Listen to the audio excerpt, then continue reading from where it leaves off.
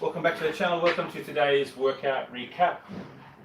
So as you can see by the title, trunk work and conditioning. So as you're going to start to see more, I'm going to break things down to simple triplets or rules of three, because I've been doing that in my own training. I've been programming the workouts now a lot more around that. And why it's simple? Because 1, 2, 3, easy as A, B, C, we can work them out. Plus it gives me a chance to also look at the movement patterns, the push, the pull, the bend, the squat, the twist, the lunge, and the gait, meaning your combo, and then obviously what I'm going to call trunk, not necessarily core, because it's a lot more than just the midsection at play for us as we age. So we're going to start seeing a lot more triplets when I do these video recaps. You're going to see the workouts are written in such a way. We might do 2, 3, maybe even 4 triplets in a workout, but they'll be shorter pieces. Whereas today, it's pretty much one triplet format, meaning that we're going to go with a kettlebell movement, in this case, again trunk related. We're going to go with a floor movement, again trunk related. We may or may not use the kettlebell. And then we're going to go on to a conditioning piece. And I'm using the roll because as we're actually doing that crunch. We're doing a crunch when we do it. So we're basically getting a triple whammy, triple threat you might want to call it, as far as your abdominals, your core, or in my case, I like to use the word trunk is concerned, because we're going to work all of the trunk in today's session. And again, we're not going for huge volume. We're not trying to kill ourselves. We're not trying to cramp up so we can post the Insta pic of the abs flexing. It's not like that. So today, there are 2 pieces of work. The first, which is the triplet, is an AMRAP, meaning as many rounds as possible at your pace. I'm going for a sustainable pace for the first 20 minutes. When the 20-minute hits, whatever you are doing, we want you to stop, count those reps so that way you can record them for your own purpose. And then you're going to go straight onto the rower for the little finisher piece, which is about 3 to 4 minutes, depending upon the pace that you go. It can probably even be less than that. You might even bang it out in 2 and a bit minutes if you go hard. So, first one, we're going to use the kettlebell. We're going to do a standing oblique crunch. Now I'm going to stand back here a little tiny bit so the camera gets me. If it cuts the head off, no big deal. But basically, you're going to go with the kettlebell. You pick your weight. I'm going heavy because I've been working on a lot of my trunk with my rucking. My rucksack has got 35 kilos in it, or 77/80 pounds, and I use it every day. So I've been working on this, which is why I'm a thick so-and-so through here. But basically, one is in here, the other hand is just up here out the way. I'm just simply having it to encourage me to keep my head up. So what I'm going to do is I'm going to grab my heavy kettlebell. I'm going to come to the side. I'm going to stand in a fairly neutral position. My hand's going to be over here just to force me to keep my head up. I may also want to do this, but I like this myself. And I'm going to come down till I feel the stretch through here. I'm going to get a bit of compression and crunch through here. And I'm going to come up, and then it's going to bring it over a little tiny bit. So I'm going to come down and up, and that's the pace. It's really super slow.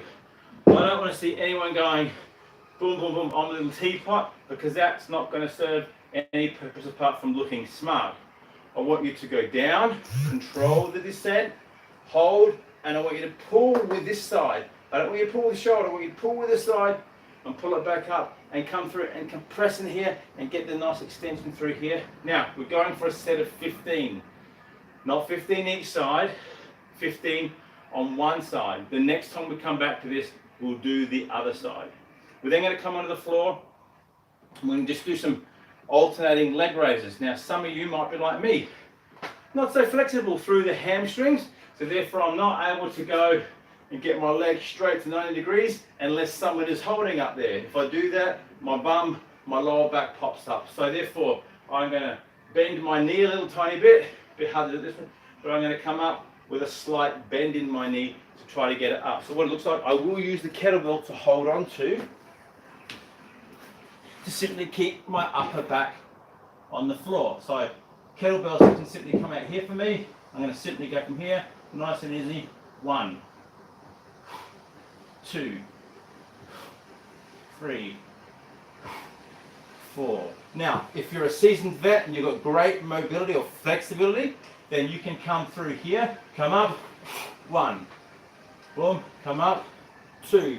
If you are a gymnast or you've got it, I want you to come up, whoosh, and I want you to do your V-ups if you can do them.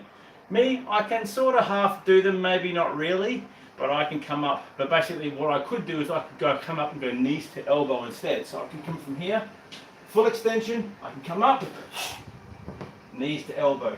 I can come up, knees to elbow, and I'm going to get more of a crunch rather than a full lengthening out through my torso to do that. So again, I'm going to do 15. Start with the right leg, round 1. Next time we come back, start with the leg, so we're not overdoing each side. And from here, we then jump onto this rower, okay? And I want you to go for 15 calories. Now, pacing. If you can pull nice and steady, again, I've been focusing on slowing down my pulse. I stroke at about 17 to 19 strokes a minute. It is not fast, but that's forcing me to focus on a push through my leg drive and a big pull, and using my full pull right up into my sternum into a nice high seated position. Not leaning back position, but into a seated position. And you will find, if you see me row, and I'm doing that and I'm going for a bit more power, I will actually hit that into my sternum. In my case, it hits my myzone, and I'm actually hitting on that there. I'm not trying to hurt myself, but it's me to getting the most out of my pull.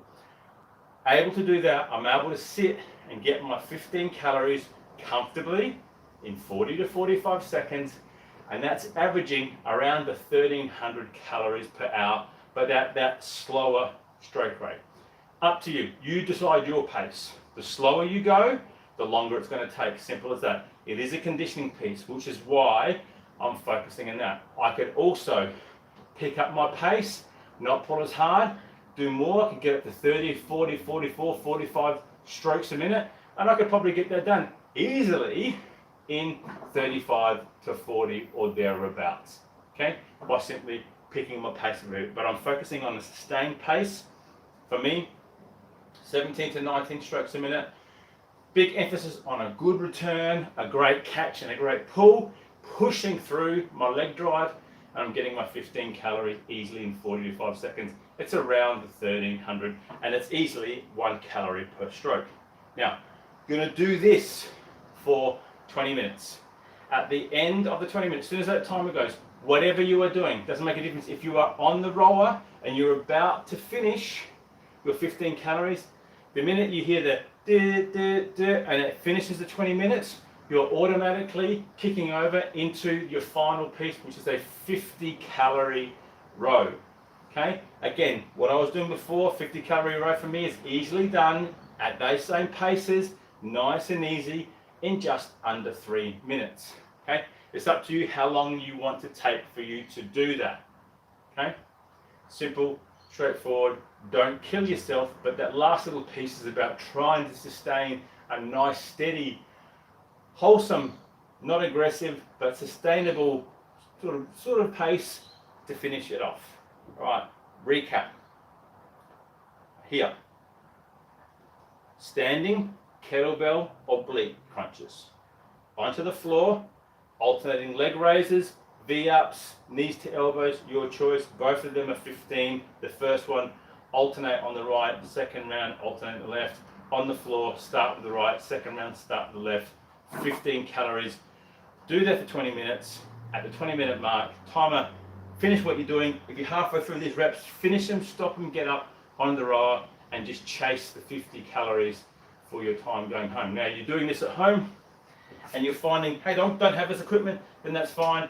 You can use your ruck instead of your kettlebell. If you're following me by now, you should have a ruck, or you should have a sandbag or something similar. You can use a dumbbell or whatever. You could use a plate. If you've only got a plate, put your hands through the middle of the plate, that's fine, and get your oblique crunches. I'm not looking for you to go and kill yourself. I'm looking for you to simply work on your trunk. Again, commensurate to you.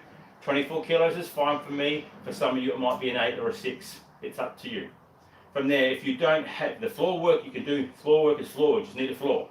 If you don't have the rower, you can skip, and I want you to skip at a nice solid pace for 45 seconds. Now, to make this a bit of a challenge for you who are so like Jeff Fennick, but for those of you who are struggling with skipping, you can either, skipping, every time you break, at 45 seconds, you have to add another 5 skips. So if I get through and I stuff up 2 times, 3 times, I now need to add 5, 10, 15 extra skips at the end. That just will make you focus in on the task at hand, and that is getting the skips done and broken the same way we would do the roll. We're not going to stop on the roll, so therefore this is just a way to help you push yourself a little tiny bit. That's it. My name is Dom. Please like, please subscribe, please tell a friend. What we do here is work on becoming the most athletic and strong that we can. I'm a Gen Xer. Some of you are not Gen Xers. That's fine, but you can still be like me. Not necessarily male and 53, but you can still work on being the most athletic and strong that you can be as you go into your 40s and 50s and beyond. That's it. Please like, subscribe, please tell a friend. All right, guys. Cheers.